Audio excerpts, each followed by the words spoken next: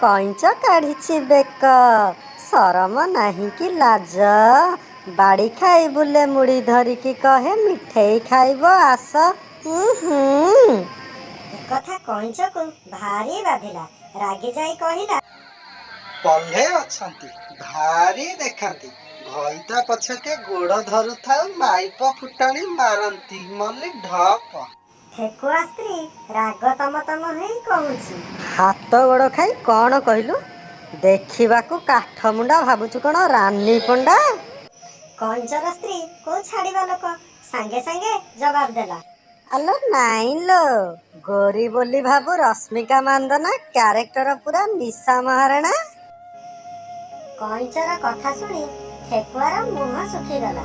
କଥା କ୍ୟାରେକ୍ଟର ଉପରକୁ ଆସିଲା। ଯାହା ବି ହଉ, ଏଥର ତାକୁ ଜିତିବାକୁ ହବ।